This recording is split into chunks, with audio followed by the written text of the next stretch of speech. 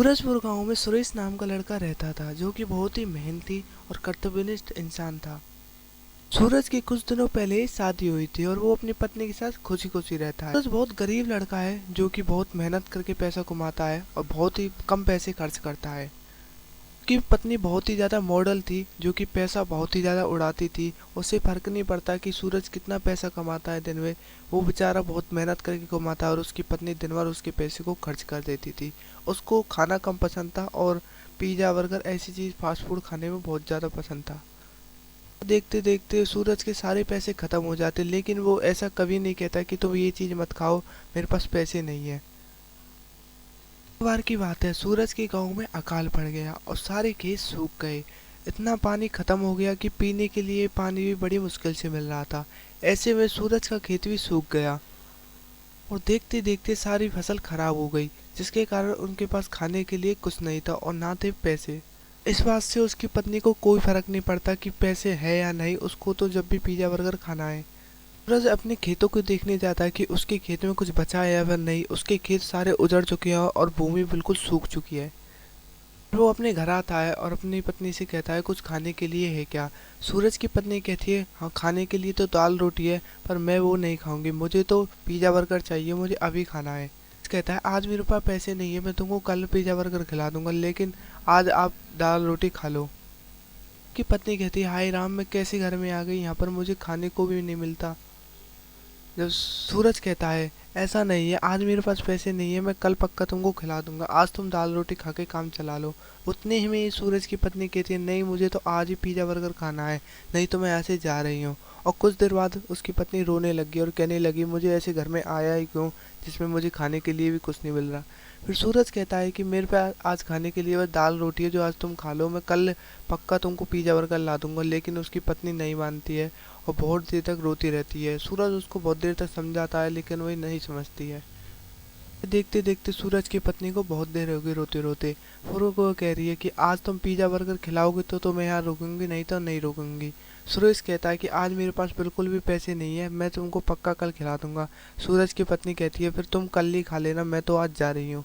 और वह रोती रोती अपने गाँव को निकल गई। सुरेश उसको जाता हुआ रोक नहीं पाया क्योंकि उसके पास पैसे ही नहीं है और वो बेचारा गरीबी की हालत में जी रहा है। सूरज उसको जाते हुए देख रहा था लेकिन उसको रोक नहीं पाया क्योंकि उसके पास पैसे नहीं है कि वो उसको अपनी पत्नी को पिज़्ज़ा बर्गर खिला सके। वह बहुत ईमानदार इंसान था जो कि कभी दो नंबर का काम नहीं करता था। ये उसकी आंखों में आंसू आ गए और वो अपनी पत्नी को रोक भी नहीं पाया।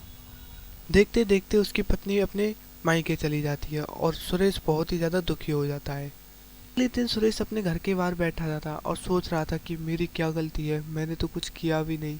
अब मेरे पास पैसे नहीं है तो मैं क्या करूं। मैं बहुत गरीब हूँ क्योंकि मेरे जो भी खेत है उसमें से हम पालन पोषण करते हैं वो भी सूख चुकी है, तो मेरे पास पैसे बिल्कुल भी नहीं है और मैं अपनी पत्नी को भी नहीं बुला सकता। और बैठे बैठे सोच ही रहा था, इतने में वहाँ पर एक ऋषि मुनि आते हैं।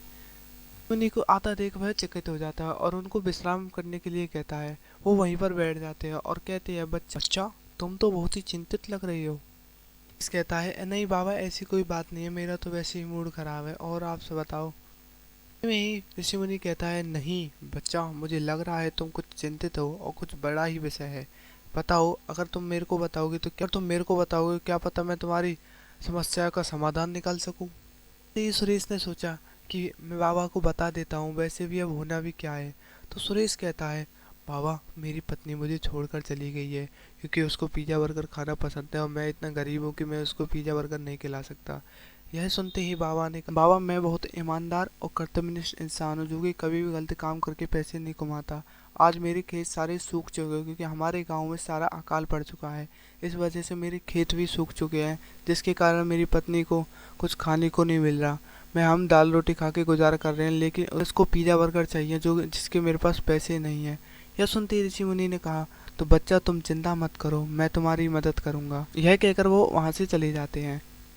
सुरेश मन ही मन सोचता है कि बाबा मेरे लिए कुछ दे के तो गए नहीं है, लेकिन ऋषि मुनि ने अंदर ही अंदर उसको वरदान दे दिया कि तुम कल सुबह उठते ही तुम्हारे खेत और सारा गांव हरा भरा हो जाएगा। और सुरेश सोचता है कि बाबा मुझसे कुछ नहीं कह के गए, और वो चले जाते हैं। ऋषि मुनि को जाते देख सुरेश कहता है कि बाबा ने भी मेरी कोई हेल्प नहीं की तो मेरी मदद कोई नहीं कर सकता। और यह सुनकर और भी दुखी हो जाता है और अंदर चला जाता है। अगले दिन वो जैसे ही उठता है तो देखता है उसका सारा गांव और उसके खेत सारे हरे भरे हो जाते हैं और उसकी फसल दोबारा से हरी हो जाती है। यह देखकर वह बहुत ही ज़्यादा खुश होता है और अगले ही दिन उसकी बीवी दोबारा उसके पास आ जाती है और वह खुशी खुशी रहने लगते हैं। और वो सुरेश से माफ़ी मांगती है कि मैं आज के बाद तुमसे कभी पिज़्ज़ा बर्गर की नहीं कहूँगी, बस हम साथ रहेंगे और खुशी खुशी रहेंगे। और कहानी यहीं पर समाप्त होती है। आपको कहानी अच्छी लगी तो वीडियो को लाइक करके जाना, चैनल को सब्सक्राइब करके जाना और सब्सक्राइब करने के बाद बेल आइकन जरूर दबाना।